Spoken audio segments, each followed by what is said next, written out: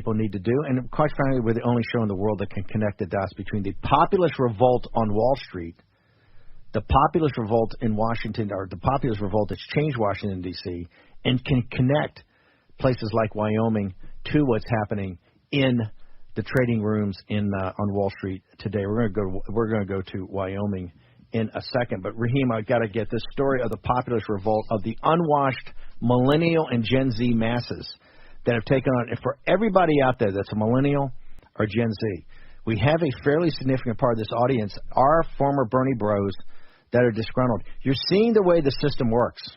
It's Joe Biden's White House that's worried. It's Jen Psaki that's got her knitted brow about what you guys are doing. It's Janet Yellen that's taken $1 million from Ken Griffin in Citadel in speeches, right? It's the former secretary of former Federal Reserve chief that works as an advisor to Citadel, right?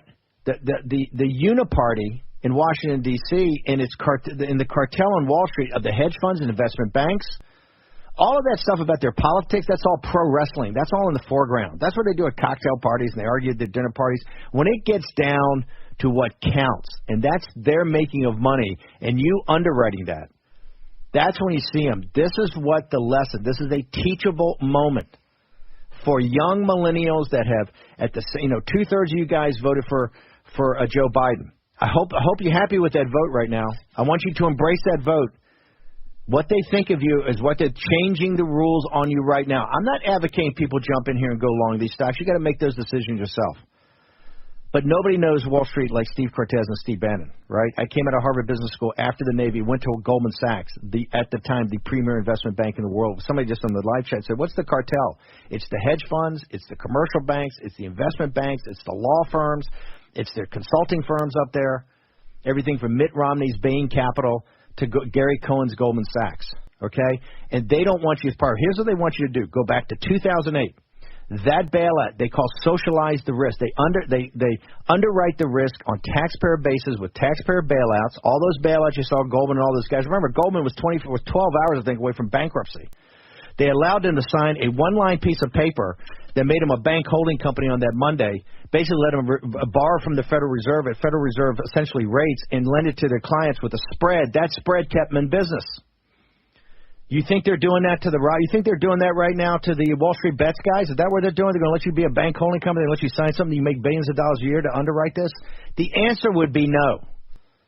The 2008 crash is what brought Donald Trump to power. Okay? Brought Donald Trump to power, the populist revolt. Your underwriting of that bailout when asset classes exploded under the most progressive president, I put that in quotes, in American history, Barack Obama, had the greatest concentration of wealth in the nation's history because of the way they bailed out Wall Street. And who was in charge of that? His vice president, Joe Biden. And ladies and gentlemen, Donald Trump won a massive victory. You'll never be able to get me off that. However, your steal put him in power. I want everybody to embrace the populist Joe Biden over the next 24, 48 hours. And his Secretary of Treasury, Janet Yellen. And go back, everybody that's a Republican, everybody stroking a check, go back to the questions that were asked of Yellen at her confirmation hearing. Like you should ask the questions about Tony Blinken, the confirmation hearing. It's patty cake. Zero interest rates are going to destroy a generation of Americans. I have preached that for years. The quantitative, the heroism of what Trump, nobody talks about. In the first year of his administration, he inherited a balance sheet of $4.5 trillion of the Federal Reserve. He took $1 trillion off that. He did quantitative tightening at the same time with his tax cuts and his restricted labor policies of immigration, which are all to defend working-class African Americans and working-class Hispanics along with working-class whites, so you don't have to compete with the world on your shores where your kids serve in the military, you pay the taxes, you run the little leagues, but other people get to compete against you on the labor market, just like HB1 visas. This is all the system taking care of itself. It's not conspiracy, ladies and gentlemen. It's not conspiracy.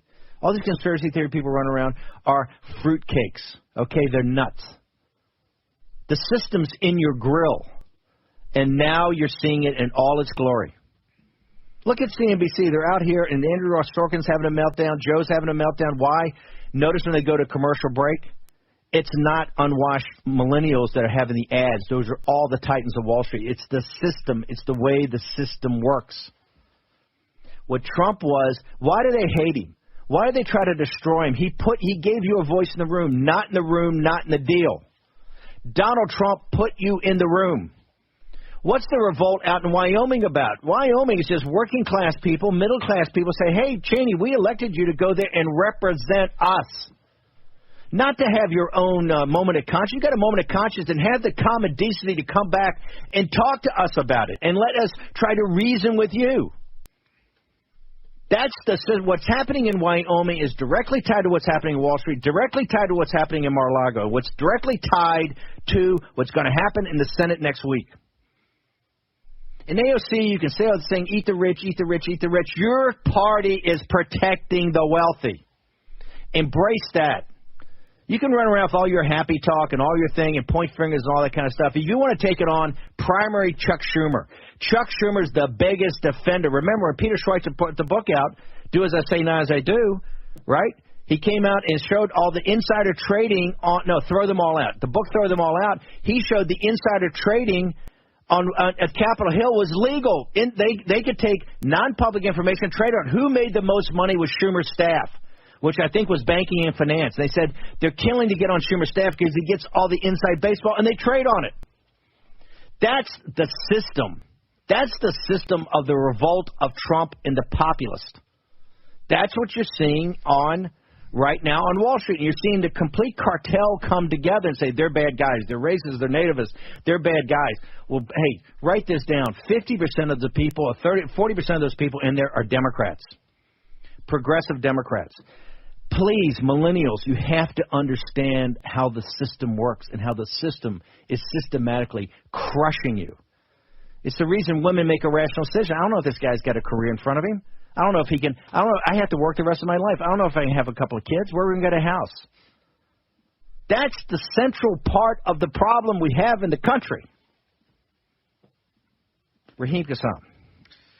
Well, just as an update, so we were at 420 at the last check. GameStop now trading at 196.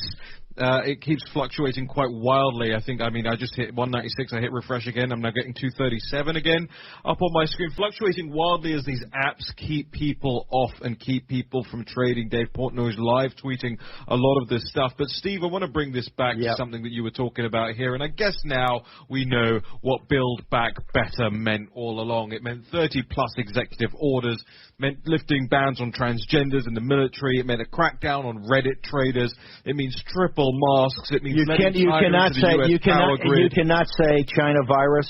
How about this, Joe? Why don't you come out there and say CCP virus? That's what's destroyed this country, the Chinese Communist Party virus, right? That's what's destroyed this country.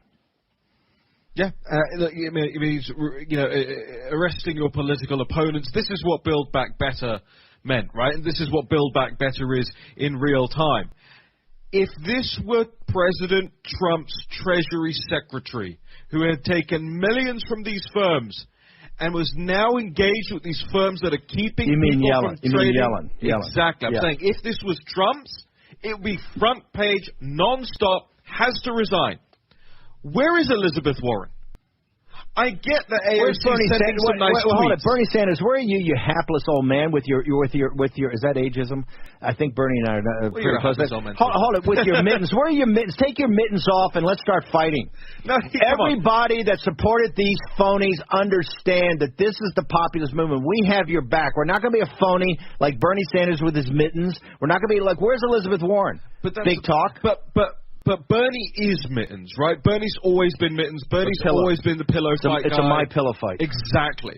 But Warren talks such a big game. Remember, Warren was the New York Times endorsement for President of the United States. Warren's supposed to be the one who knows all the detail and the policy and the mathematics. Where's this, Warren? AOC, grow a set in primary Schumer. Schumer's the biggest defender of this crap. Where are you? Don't say eat the rich. Go primary the rich. Like, do something. Don't say eat the rich. Go primary the rich.